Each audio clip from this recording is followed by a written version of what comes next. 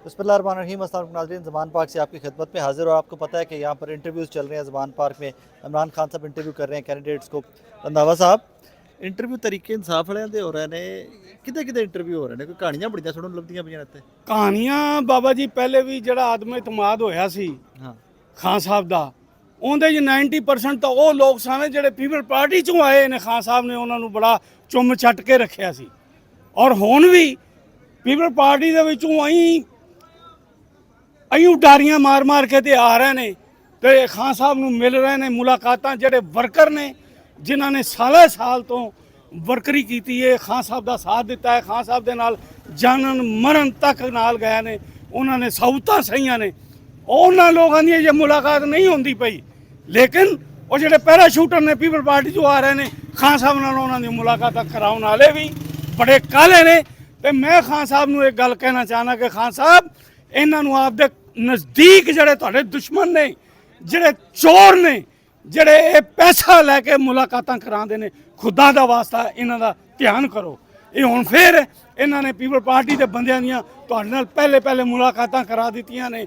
ਆਂਦਿਆਂ ਨਾਲ ਹੀ ਦੀ ਮੁਲਾਕਾਤ ਤੇ ਹੋਏਗੀ ਨਾ, ਕੋਈ ਬੰਦਾ ਨਵਾਂ ਉਹ ਭਾਈ ਜੀ ਜੁਆਇਨ ਕਰਨ ਮੁਲਾਕਾਤ ਹੋਣ, ਉਹਨਾਂ ਜਾ ਕੇ ਸ਼ੋਰ ਪਾਇਆ ਕਿ ਖਾਨ ਸਾਹਿਬ ਨੇ ਸਾਨੂੰ ਟਿਕਟਾਂ ਦੇ ਦਿੱਤੀਆਂ। ਕਿਹਦੀ ਗੱਲ ਕਰਦੇ ਪਏ ਹੋ? ਉਹ ਤਾਂ ਬਥੇਰੇ ਨੇ ਪੀਪਲ ਪਾਰਟੀ ਦੇ ਪੀਪੀ ਦੇ ਆਏ ਨੇ, ਕੋਈ ਐਨਏ ਦੇ ਆਏ ਨੇ। ਇੱਕ ਉਹ ਹੈਗੀ ਏ ਆਪਣਾ ਨਾਸਰਾ ਬੀਬੀ ਪੀਪਲ ਪਾਰਟੀ ਚੋਂ, ਉਹ ਛੱਡ ਕੇ ਆਈ ਏ ਤੇ ਉਹਦਾ ਵੀ ਇੰਟਰਵਿਊ ਹੋ ਗਿਆ। ਉਹ ਵੀ ਕਹਿ ਰਹੀ ਹੈ ਕਿ ਜਨਾਬ ਮੈਂ ਟਿਕਟ ਲੈ ਆਈ ਹਾਂ। ਉਹ ਖੁਦਾ ਦੇ ਬੰਦਿਓ, ਟਿਕਟ ਲੈ ਆਈਏ, ਜੇ ਤੁਹਾਨੂੰ ਹੀ ਟਿਕਟ ਮਿਲਣੇ ਨੇ ਤੁਸੀਂ ਕੱਲ ਨੂੰ ਫੇਰ ਜਾ ਕੇ ਉਹੀ ਕੰਮ ਕਰਨਾ ਜੋ 20 ਕਰੋੜ ਲੈ ਕੇ ਤੇ ਜਿਹੜਾ ਪਹਿਲੇ ਹੋਇਆ ਕੰਮ। ਖਾਨ ਸਾਹਿਬ ਖੁਦਾ ਦਾ ਵਾਸਤਾ ਹੈ ਇਹਨਾਂ ਲੋਕਾਂ ਨੂੰ ਪਹਿਚਾਨੋ।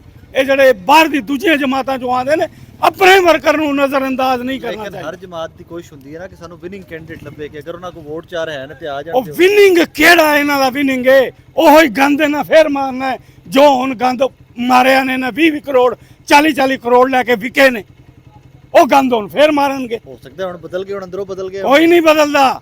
ਇਹ ਜ਼ਰਦਾਰੀ ਦੇ ਭੇਜੇ ਹੋਏ ਗੁੰਡੇ ਨੇ, ਇਹ ਬਿਲਕੁਲ ਜ਼ਰਦਾਰੀ ਦੇ ਗੁਲਾਮ ਨੇ। ਤੇ ਰੰਧਾਵਾ ਸਾਹਿਬ, ਖਾਨ ਸਾਹਿਬ ਏਡੇ ਮਾਸੂਮ ਨੇ ਕਿ ਉਹਨਾਂ ਨੂੰ ਨਹੀਂ ਪਤਾ ਲੱਗਦਾ ਕਿ ਇਹ ਪਲਾਂਟਡ ਬੰਦਾ ਮੇਰੀ ਜਮਾਤ ਚ ਆ ਰਿਹਾ। ਜਨਾਬ ਉਹ ਜਿਹੜੇ ਉਹ ਕੰਨਾਂ 'ਚ ਫੂਕਾਂ ਮਾਰਨ ਵਾਲੇ ਨਾ ਖਾਨ ਸਾਹਿਬ ਦੀਆਂ ਨੇ, ਜਿਨ੍ਹਾਂ ਨੇ ਅੱਜ ਕੱਲ੍ਹ ਡਿਊਟੀਆਂ ਸੰਭਾਲੀਆਂ ਨੇ, ਇਹ ਸਾਰੀਆਂ ਕਰਾਮਾਤ ਉਹਨਾਂ ਨੇ ਹੀ ਕਰਨੀਆਂ ਨੇ। ਮੈਂ ਕਿਤੋਂ ਡਰਦਾ ਵਰਦਾ ਨਹੀਂ ਆ, ਮੈਂ ਸਾਰੀ ਮੂੰਹ ਤੇ ਗੱਲ ਕਰਨਾ।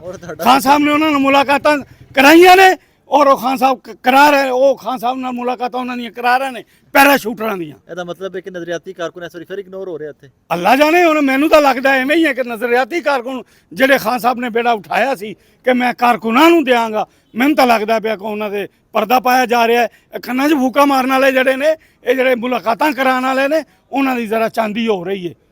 ਰੰਧਾਵਾ ਸਾਹਿਬ, ਖਾਨ ਆਪ ਇੱਕ ਬੰਦੇ ਦਾ ਇੰਟਰਵਿਊ ਕਰ ਰਿਹਾ। ਅੱਲਾ ਕਰੇ ਐਵੇਂ ਹੋਵੇ। ਹੋ ਰਿਹਾ ਹੈ। ਉਹ ਬਾਬਾ ਜੀ ਸਟਾਪ ਹੋ ਗਿਆ ਹੈ। ਉਹਨੂੰ ਨਹੀਂ ਤਰੀਕ ਨੂੰ ਤੱਕ ਲੈ ਟਿਕਟਾਂ ਲੈਣੀਆਂ ਨੇ ਕਿ ਲਿਆ ਕੇ ਦਿਓ, 18 ਨੂੰ ਕਾਗਜ਼ਾਤ ਵਾਪਸ ਹੋ ਜਾਣੇ ਨੇ। ਕੀ ਕਰੋਗੇ? ਕਿਹਨੂੰ ਕਿਹੜੇ ਇੰਟਰਵਿਊ ਹੁੰਦੇ ਨੇ? ਭਾਈ ਇੰਟਰਵਿਊ ਬੰਦ ਹੋ ਗਏ ਨੇ। ਉਹ ਪਤਾ ਨਹੀਂ ਕੀ ਫਟਾ ਵਿੱਚ ਲਿਆ ਕੇ ਪਾਇਆ ਨੇ ਇੰਟਰਵਿਊ ਸਟਾਪ ਕਰਾ ਕੇ ਖਾਨ ਸਾਹਿਬ ਨੂੰ, ਤੇ ਉਹ ਵਿੱਚ ਹੋਰ ਹੀ ਪੰਗਾ ਪਾਤਾ ਨੇ। ਹੁਣ ਹੋਰ ਹੀ ਕੁਛ ਉੱਥੇ ਇੰਟਰਵਿਊ ਚੱਲ ਪਏ ਨੇ। ਇਲੈਕਸ਼ਨ ਹੋਣੇ ਨਜ਼ਰ ਆਉਂਦੇ ਪਰ ਕਿਹੜੇ ਇੰਟਰਵਿਊ। ਇਲੈਕਸ਼ਨ ਤਾਂ ਹੋਣਗੇ ਜਨਾਬ, ਇਲੈਕਸ਼ਨ ਨੇ ਕੋਈ ਗੱਲ ਨਹੀਂ ਕਿ ਇਲੈਕਸ਼ਨ ਨਾ ਹੋਣ, ਇਹ ਹੋ ਹੀ ਨਹੀਂ ਸਕਦਾ। 14 ਮਈ ਦੀ ਤਿਆਰੀ ਕਿਵੇਂ ਹੋਏਗੀ? ਹੁਣ ਤੇ ਇਲੈਕਸ਼ਨ ਕਮਿਸ਼ਨ ਦੇ ਪੱਲੇ ਹੀ ਕੱਖ ਨਹੀਂ ਅਜੇ ਤੱਕ। ਉਹ ਖਾਨ ਨੂੰ ਤਿਆਰੀ ਦੀ ਲੋੜ ਨਹੀਂ ਹੈਗੀ। ਉਹ ਇਲੈਕਸ਼ਨ ਕਮਿਸ਼ਨ ਦੀ ਤਿਆਰੀ ਕਰਨੀ। ਇਲੈਕਸ਼ਨ ਕਮਿਸ਼ਨ ਦਾ ਪਿਓ ਵੀ ਤਿਆਰੀ ਕਰੇਗਾ। ਬੈਲਟ ਬਾਕਸ ਬਣਾਣੇ ਨੇ ਉਹਨਾਂ, ਬੈਲਟ ਸਾਰਾ ਕੁਝ ਹੋਏਗਾ, ਪ੍ਰਿੰਟ ਵੀ ਹੋਏਗਾ, ਸਾਰਾ ਕੁਝ ਹੋਏਗਾ। ਕੋਈ 10 ਦਿਨ ਹੋਰ ਦੇ ਦੇਣਗੇ ਉਹਨਾਂ ਨੂੰ। 10-15 ਦਿਨ ਹੋ ਰਹੇ, ਇਹ ਤੇ ਕਹਿਣਾ ਪਿਆ ਉਹਦੇ ਜਾ ਕੇ। ਇਹ ਬੜੇ ਗੁੱਸੇ 'ਚ ਗੁੱਸੇ 'ਚ ਯਾਰ ਮੈਨੂੰ ਤਕਲੀਫ ਹੁੰਦੀ ਏ, ਦੁੱਖ ਹੁੰਦਾ ਹੈ। ਇਹ ਜਿਹੜੇ ਪੈਰਾਸ਼ੂਟਰ ਆ ਕੇ ਫਟਾਫਟ ਉਹਨਾਂ ਦੀਆਂ ਮੁਲਾਕਾਤਾਂ ਕਰਾਈਆਂ ਜਾਂਦੀਆਂ ਨੇ। ਇਹ ਜਿਹੜੇ ਖਾਨ ਸਾਹਿਬ ਦੇ ਨੋਮੀਨੇਟਰ ਨੇ ਨਾ ਬੰਦੇ, ਜਿਹੜੇ ਮੁਲਾਕਾਤਾਂ ਕਰਾਉਣ ਵਾਲੇ ਨੇ, ਇਹਨਾਂ ਨੂੰ ਉਹ ਅਕਲ ਦੇ ਨਾਖਣ ਲੈਣੇ ਚਾਹੀਦੇ ਨੇ। ਪਹਿਲੇ ਵਰਕਰਾਂ ਨੂੰ ਤਾਂ ਮਿਲਾ ਲਓ, ਜਿਹੜਾ ਨਜ਼ਰੀਆਤੀ ਕਾਰਕੁਨ ਨੇ, ਪਹਿਲੇ ਉਹਨਾਂ ਦੀ ਤਾਂ ਗੱਲ ਸੁਣੋ। ਮੁੜ ਕੇ ਪੈਰਾਸ਼ੂਟਰਾਂ ਦੇ ਵੀ ਤੁਸੀਂ ਜਿਹੜੀਆਂ ਮੁਲਾਕਾਤਾਂ ਕਰਾ ਲੈਣਾ, ਸ਼ਰਮ ਆਉਣੀ ਚਾਹੀਦੀ ਹੈ ਇਹਨਾਂ ਨੂੰ, ਇਹੋ ਜਿਹੇ ਲੋਕਾਂ ਨੂੰ। रंधावा साहब का ये आर्ग्यूमेंट और ये उनका शिकवा किस हद तक जस्टिफाइड है, ये तो आप लोग खुद से डिसाइड करेंगे। लेकिन ये यहाँ पर कंप्लेंट है कि जी जो पैराशूटर को ज्वाइनिंग देता है उसकी स्ट्रेट में मुलाकात हो जाती है, और जो नजरियाती कारकुन है जो सालों से दिहाइयों से खान साहब के साथ खड़े हुए हैं, जो टिकट के कैंडिडेट भी थे, उनको गालिबन इग्नोर किया गया। जिस तरह रंधावा साहब बता रहे हैं, इंटरव्यूज़ भी कुछ हल्कों के हुए हैं। तो जो पैराशूटर आए थे उनके इंटरव्यू पहले हो गए, और जिन लोगों ने पहले टिकट के लिए अप्लाई किया हुआ था उनके इंटरव्यूज़ भी नहीं हुए। मैं आपको एक बात बताऊँ, आपने मुझे देखा है कितने अरसे से मैं आ रहा हूँ, जब से ये कैंप लगे हैं, जब से मैं आ रहा पहले हूँ, दिन से। दिन डे 1 से आ रहा हूँ। मुझे एक दिन मेरे मोहल्लेदारों ने खड़ा कर लिया, इधर आओ ना यार, तुम जाते हो रोज जमान पार्क, इधर देखो। वो 2-3 तस्वीरें उन्होंने मुझे खान साहब के साथ मेरे मोहल्लेदारों की दिखा दी। वो एक वकील आया, वो नौसरबाज सा वकील है, बदमाश सा, वो 2-3 गुंडे सा, उसने नून लीग की बंदे पकड़े हुए हैं। तो वो आके तो उसने मुलाकात करा के तस्वीरें ले जाके तो उन्होंने मोहल्ले में सारी बता दिया, दिखा दिया कि ये देखो ये हम मुलाकात।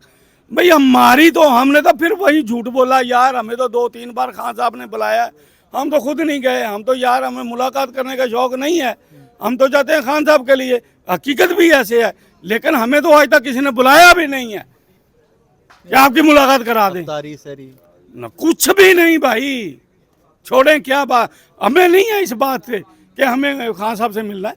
यार हम ये कहते हैं कि अल्लाह पाक इनके नजरिए को तकवीयत दे, ये बात जो ये चाहते हैं। ये ठीक। मैं अभी खान साहब ने एक किया है कि हर जिले से 3 बंदे लिए जाएंगे। मैं चाहता हूं कि खान साहब मुझे एक, खुदा के वास्ते मुझे बताएं, ये जितने लोगों को आप टिकटें देकर MP MNA बनाते हैं, जो ये हशर करते हैं, इन्होंने तो नून लीग का भी जो है ना वो रिकॉर्ड तोड़ दिया था। अब पिछले जो अब हमारी हुकूमत रही है, इन्होंने इतने कब्जे ग्रुपों का और इतनी उद्यम मचाई। तरीके से आप कब्जे करती रही। भाईजान, जिनको फंड मिलते रहे हैं, फंड लगे कहाँ हैं हमारे दौर में, ये मुझे बताएं। मैं बताता हूँ, हमारे जिले में कोई फंड नहीं लगा। जितना हड़प हुआ है, कसूर। हाँ जी, मैं बताता हूँ, हड़प हुआ है फंड, कब्जे करने वाले हमारे बंदे थे ये सारे। ये क्या बात करते हैं? खान साहब ने कभी पूछा है इनको? लेकिन ये जो कानून में कानाफूसी करने वाले हैं ना, इन्होंने उनको वहां तक पहुंचने ही नहीं दिया। हाँ, हमारा जिले का सदर जो बनाया हुआ है, आज तक उसने खान पार्क में आगे वो एक भी हाजिरी नहीं दी, और ये अभी तक वो सदर है। क्या बात करते हैं? इतनी मुश्किलें आई, हमने झीली, हम हाजिर रहे, लेकिन सदर वो है जो जिसने आज तक इस्तीफा नहीं दिया खान साहब के कहने पर MNA की सीट से। चलें नाज़रीन, रंधावा साहब की गुफ्तगू आपने सुन ली। रिजर्वेशंस जस्टिफाइड हैं, अब ये तो बाकी पार्टी फाइंड आउट करेगी कि कौन क्या कर रहा है क्या नहीं कर रहा, क्योंकि इंटरव्यूज़ तो चल रहे थे। रंधावा साहब भी मुझे बता रहे हैं कि इंटरव्यूज़ रोक दिए गए हैं और डायरेक्टली उसके बाद टिकट्स जो हैं वो इशू किए जा रहे हैं। कसूर को लेकर उनकी रिजर्वेशंस काफ़ी हद तक जस्टिफाइड हैं। इससे पहले भी मुझे कुछ लोग मिले, कुछ दोस्त मिले, उनका भी गालिबन यही कहना था कि जी हमारे इलाके में कोई बहुत ज़्यादा तरक्याती काम नहीं हुए, फ़ंड बहुत गए थे, तरक्याती काम नहीं हुए। और उसमें जाकर अब ये तो खान साहब को सोचना चाहिए कि अगर रंधावा साहब की रिजर्वेशन है, उनके साथ कितने लोग पीछे खड़े हुए हैं और उनकी इस सोच से मुत्तफिक हैं, तो कम से कम इनको बुलाकर पूछा ज़रूर जाना चाहिए कि भाई कॉम्प्लिकेशंस क्या हैं, प्रॉब्लम कहाँ है, शिकायत क्या हैं, और फिर उसके बाद टिकट्स डिसाइड होने चाहिए।